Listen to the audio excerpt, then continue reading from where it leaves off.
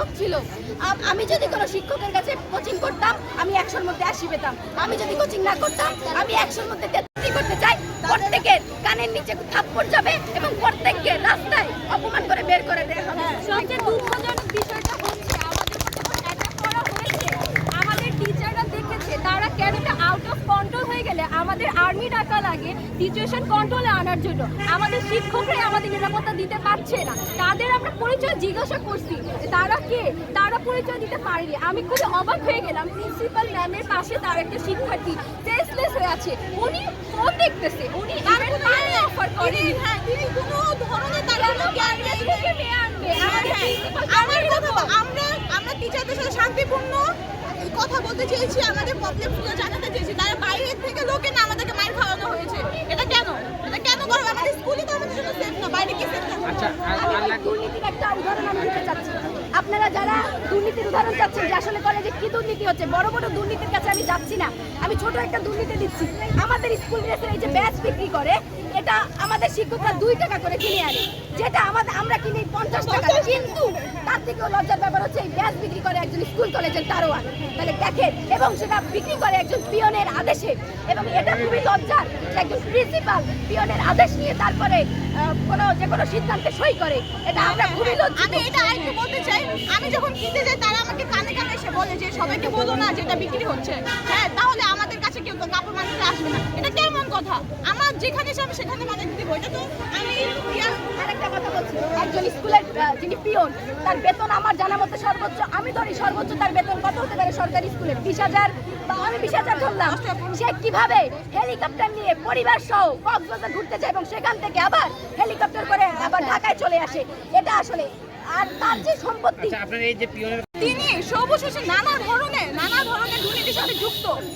তা হচ্ছে রেজাল্ট করার সময় টাকা খাওয়া, ভর্তি করার সময় টাকা খাওয়া, হচ্ছে আরো নানা ক্ষেত্রে সে টাকা পয়সা। হ্যাঁ, কোনো কিছু শিক্ষার জন্য হেঁটে বলে কি এটার জন্য এত টাকা লাগে, মোটা মোটা অঙ্কের টাকা, তাকে টাকা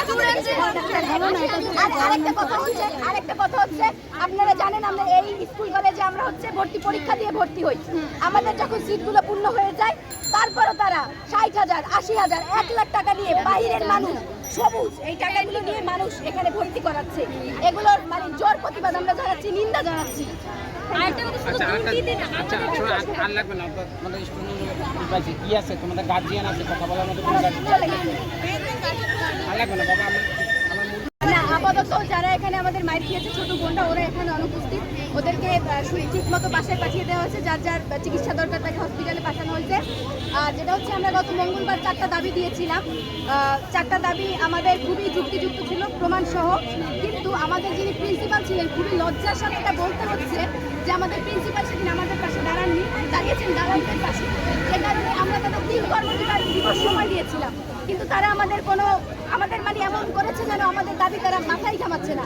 তারা বিভিন্ন ফেসবুকে, তারা বিভিন্ন সোশ্যাল মিডিয়াতে এমনভাবে বিভ্রান্তকর পরিস্থিতি তৈরি করেছে যেন শিক্ষার্থীরা পিছিয়ে চলে যায়। এবং তারা এই থ্রেটও আমাদেরকে দিয়েছে যে বাইরে থেকে তারা স্টুডেন্ট সাজিয়ে বাইরের যে মানুষ আছে বহিরাগত যে সন্ত্রাসী আছে তাদেরকে কলেজে ঢুকাবে, আমাদের কলেজে পরীক্ষা দেওয়া।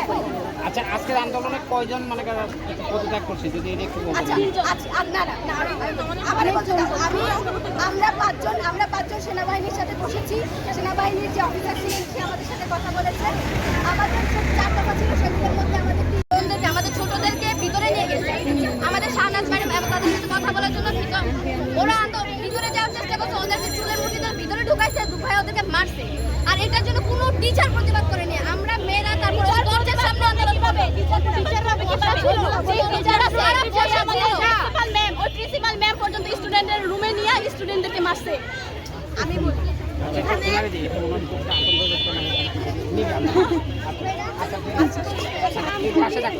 আমি বলি আমাদের আন্দোলন ছিল বিগত টিচাররা আমাদেরকে বিভিন্নভাবে হ্যারাস করতো। আমরা সাধারণ একটা আন্দোলন করতে চাইছি যাতে আমাদের যে টিচারগুলো দুর্নীতি করতো তারা তো সেটা করেনি।